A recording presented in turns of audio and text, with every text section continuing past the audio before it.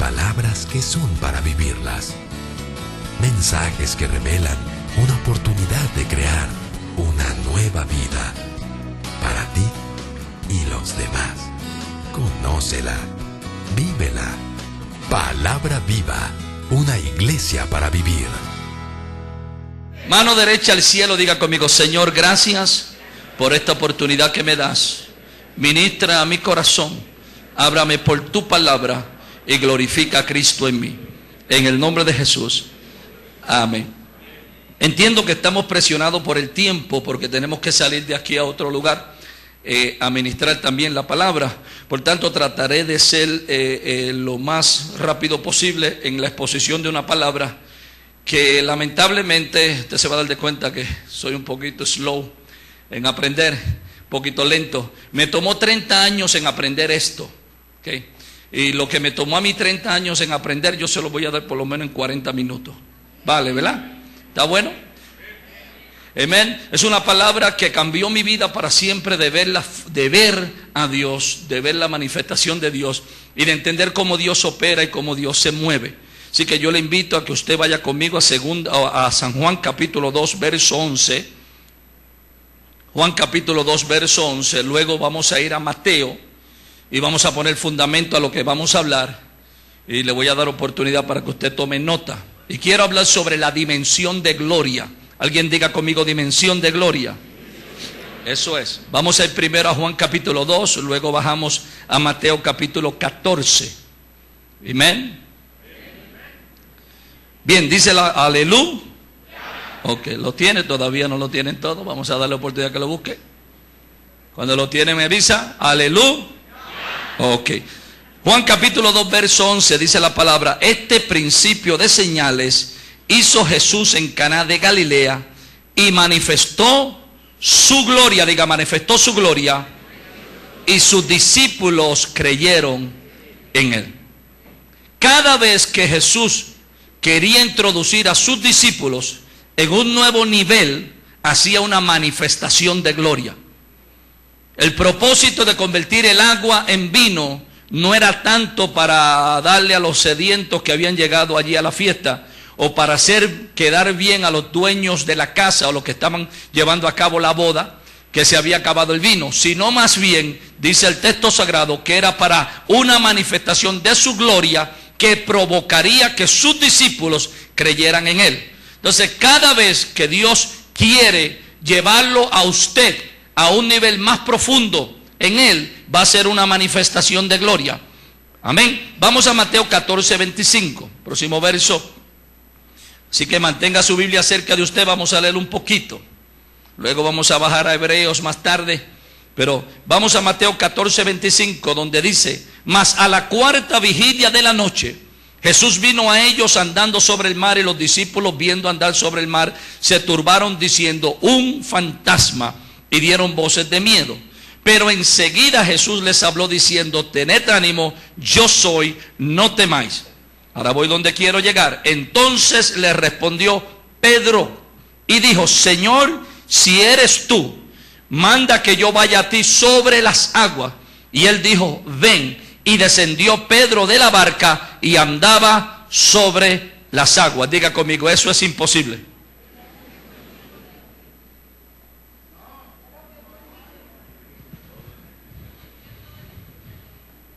Humanamente hablando, lo que hizo Pedro y lo que hizo Jesús era imposible. Podríamos aceptarlo a Jesús porque era extraterrestre, ¿no? Venía del reino de los cielos con unos poderes sobrenaturales. Pero Pedro, que era nacido de carne de pecado, que llevaba el estirpe del pecado en él, no como Jesús, porque Jesús no tenía sangre de hombre, porque no hubo intervención de hombre, sino que fue por el Espíritu Santo. Y él tenía solamente los cromosomas de María y los cromosomas de Dios, lo que le daba una sangre totalmente limpia para poder redimir del pecado. Pero eso es otro tema aparte. Pero Pedro no, Pedro llevaba en él el pecado porque era producto del pecado, y el pecado de Adán iba en él. Entonces, para que Pedro caminara sobre las aguas, humanamente hablando, era imposible. Pero cuando Cristo comienza a caminar sobre las aguas, ellos piensan primero que es un fantasma. Diga fantasma. Porque algo sucede cuando Jesús camina sobre las aguas. Y es que Jesús viene caminando en una dimensión diferente. Sabemos que existimos en una dimensión, en una tercera dimensión donde vivimos nosotros, y Dios vive en una cuarta dimensión, en una dimensión donde se puede viajar de un lugar al otro, se pueden traspasar paredes como hizo Cristo en su resurrección, se puede viajar a una velocidad demasiado rápida como hizo Elías delante del carruaje del rey, ¿se acuerda? Cuando corrió delante, y como hizo aún el mismo Felipe cuando un día estaba en una ciudad bautizando a alguien y segundos después andaba en otra ciudad porque entró en otra dimensión. Diga dimensión.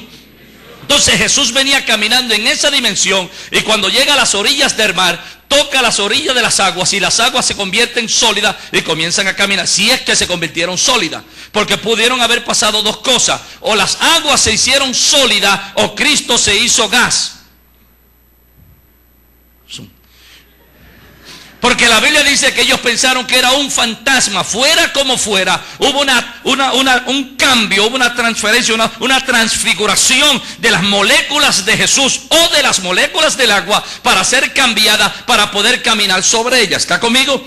Pedro ve esto y entiende que Jesús está caminando en una dimensión diferente, y le dice a Jesús: yo quiero que tú me invites a caminar en la dimensión que tú estás caminando. Si eres tú, yo quiero entrar a la dimensión que tú estás caminando. Jesús le contesta: pues si quieres entrar, ven, y le hace el llamado. Pedro saca el pie de la barca y comienza a caminar en otra dimensión, en una dimensión de la gloria en la que venía envuelta Jesús, donde se puede hacer lo sobrenatural. Recuerde, cada vez que Jesús quería introducir a sus discípulos a un nuevo nivel, ¿qué hacía? Manifestaba ¿qué? Su gloria. Ahora Pedro entró en otra dimensión, Pedro entró en otro nivel por una manifestación de la gloria de Jesús. ¿Está conmigo? Entonces existe la dimensión de gloria, donde vive Dios, donde todo es posible, donde los milagros ocurren, donde cosas sobrenaturales suceden, donde cuerpos pueden, como dije anteriormente, pueden correr a velocidades inmensas y pasarse a los carruajes de un rey, donde se puede traspasar paredes como los traspasó Jesús y cuando resucitó de entre los muertos, donde se pueden hacer cosas sobrenaturales, donde se puede hacer milagros extraordinarios. Es una dimensión que se llama dimensión de gloria. Repítalo conmigo: dimensión de gloria. Y yo vengo a invitar a alguien que quiera acompañarme hoy a entrar a una dimensión de gloria. ¿Dónde estás? Ok, tengo gente acá. Bien.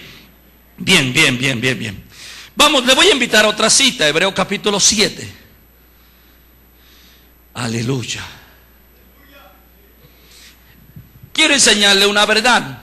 Hoy los voy a llevar un poquitico a la escuela, los voy a llevar al colegio y les voy a hacer recordar un poco de, qué sé yo, un poco de ciencia y un poco de química. Porque toda la ciencia lo que hace es que comprueba la realidad de Dios, no la desmiente. Hebreos capítulo 7, verso 11. Aleluya. Ok. Si pues la perfección fuera por el sacerdocio levítico, porque bajo él recibió el pueblo la ley, ¿qué necesidad habría aún de que se levantase otro sacerdote según el orden de Melquisedec, y que no fuese llamado según el orden de Aarón? Porque cambiado el sacerdocio, necesario es que haya también ¿qué? Cambio de ley. Subraye eso: cambio de ley. Tiene que haber un cambio de ley. Dios es un Dios de leyes. Todo lo que existe, visible e invisible, se mueve a través de leyes. Leyes que Dios estableció. Le dio unas leyes al mar y le dijo: no importa lo alto de tus olas, te mueres en la orilla. Le dio unas leyes a los peces: ustedes habitarán en el agua y fuera del agua morirán. Le dio unas leyes al sol: usted saldrá en el día y se irá a dormir en la noche. Y usted, luna, saldrá de noche y dormirá durante el día. Estrellas, ustedes brillarán. Y a cada una de ellas le dio una orden, le dio una ley.